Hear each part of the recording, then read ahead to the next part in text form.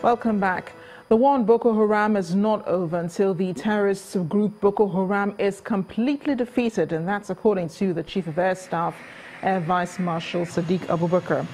The air chief, who was speaking during a visit to the troops and the air components of Operation Lafia Dole in Yola, the Adamawa state capital.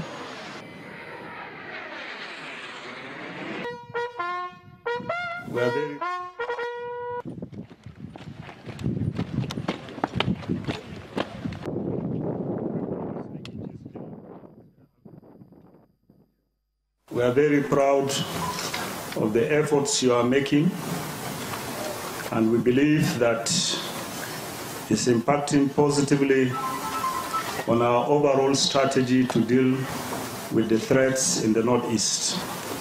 I want to say that the Northeast is relatively safe today because of your efforts. Boko Haram is very clear, have been degraded substantially. They cannot function as an organized fighting group. You might see them isolated cases of suicide bombing, yes, and sometimes kidnapping, yes, but I believe by the time we finish them up in the forest, they will not come out to kidnap anybody.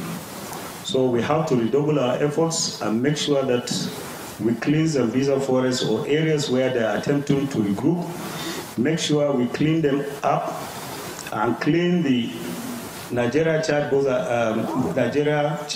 area, that is the green fringes area, and make sure that those areas are secured so that the army can move in at the appropriate time to take these locations. The effect on gully erosion eating deeply into communities in Cross River State is causing residents of Ikotefangampa communities sleepless nights as more of the houses and property give in to the menace of this environmental challenge. They're calling on the government to come to their aid. That's it on Community Report tonight.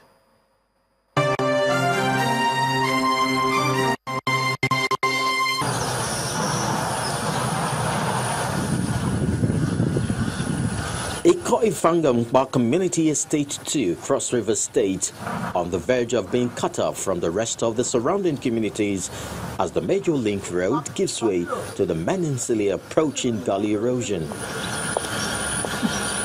Living here requires possessing a lion's heart, and for the residents, this is life on knife's edge, especially now that the rains persist.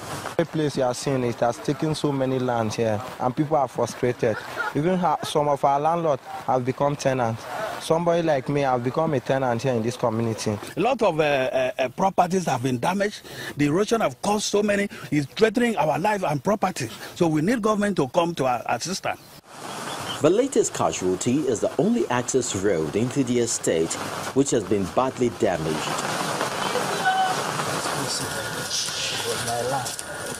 People can no longer access their homes by vehicles. They now use bush paths and the edges of some of the eroded areas. As far as the residents are concerned, the gully erosion is as a result of the failure of the contractors handling the construction of a secondary drainage meant to run through the state. And I can say this problem started in 2012 when it started a little bit when this estate was being developed. Before you can trek down here across the other side of the stream, it was a little stream here. Then as the volume of water increases, you keep on creeping into the sands here and then washing out all the whole sand. So more than 100 houses along this line is being threatened seriously. The main highway in Calabar is not spared too, as motorists struggle to go through the flood. The road is bad. They really need to fix the cover so that the water will be passing freely, so that there will be no erosion. Actually, right now, as I'm passing, the water inside the road is distracting my engine too. So I really want them to repair the roads. If there is one thing they eagerly look forward to, it is to share in the relief that residents of Iko Nkebre community currently have since the World Bank stepped into the environmental challenge. I'm excited because if it was allowed for a longer period, the whole place would have been collapsed. Help might be on the way, going by the words of the state coordinator of the Nigerian Erosion and Watershed Management Project. As I speak to you now, we have an array of requests from various communities, far more critical than the one we have just been to. People whose houses are about to collapse, who have been cut off from their houses, many of them. So we are treating them as they come. But surely we get there. This challenge appears beyond the capacity of the Cross River State government.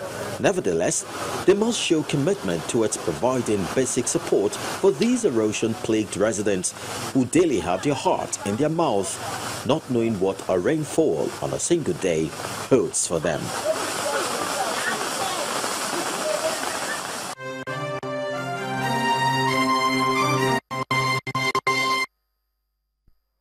Soulfulness is an exhibition that seeks to help younger generation of artists to hone their talent and learn the ethics of the craft which it requires. Art Review tonight looks at how various artists called the Explorators are making this possible.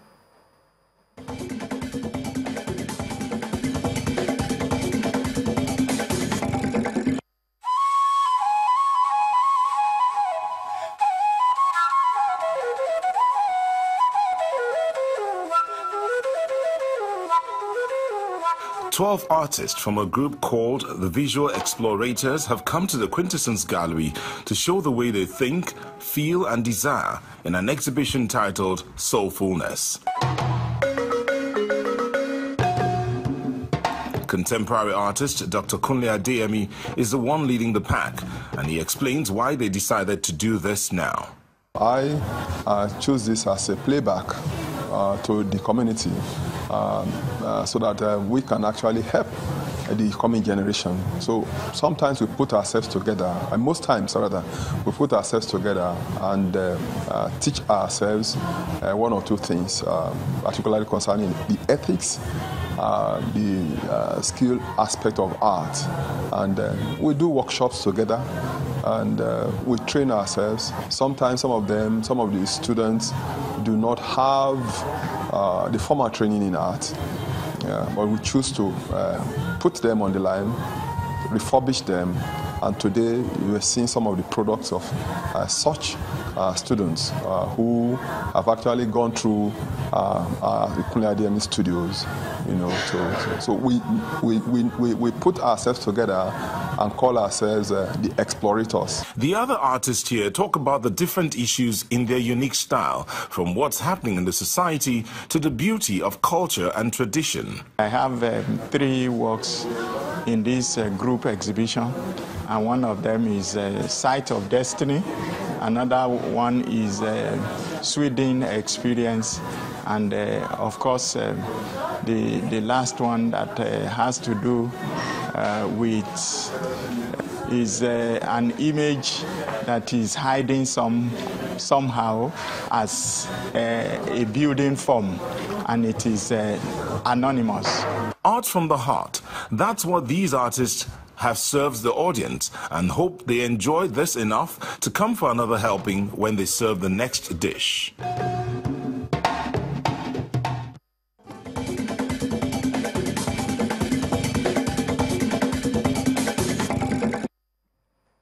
Diasporans of African descent are seeking citizenship in countries around the West Coast, especially Nigeria. During the Badagry Diaspora Festival held in Badagry, Lagos, many of them were received via the same route their forefathers were enslaved. The route has, however, been christened Door of Return. Our correspondent, Olu Phillips, tells us more. It's the sleepy and historic town called Badagry in the outskirts of Lagos, southwest Nigeria. Badagry resonates among many who know as the ancient town that was used as a conveyor belt during the dark days of slave trade many centuries ago. While there are many relics in today's Badagry that represents instruments and instrumentality of the dark days, those relics also serve as a cultural reminder and some sort of tourism place or destination. Every year, festivals are held to celebrate the emancipation of the black race, especially those who, Asians past, crossed through the sands and shores of Badagry.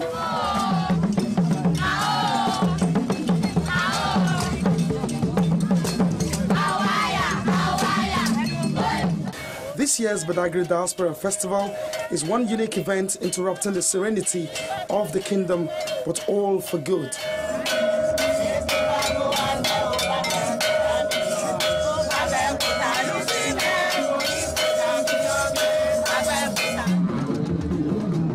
Historically, this spot used to be regarded as the point of no return by the slave merchants. But thank gracious, following DNA tests in some cases and deep trailing, many diasporans have linked their heritage to Nigeria and are coming home on this elaborate occasion and reception using the same route, but now christened the door of return. The significance of today isn't so much about re-articulating the events that's happened in the past, but rather about articulating an agenda for the future.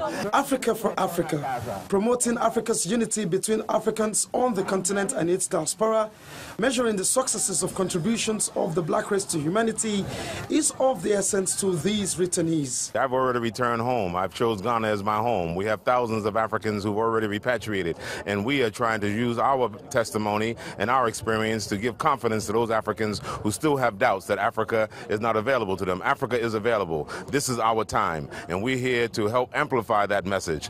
Diasporians all over the world, and as you know, we're millions all over the world. They want to come home. They want to contribute to the development of Africa. They just don't know what to do or how to do it. And our little mission has been able to kind of help facilitate that. One of the things that I really want to stress is that diasporians don't want to feel that you only want us to come home for investment.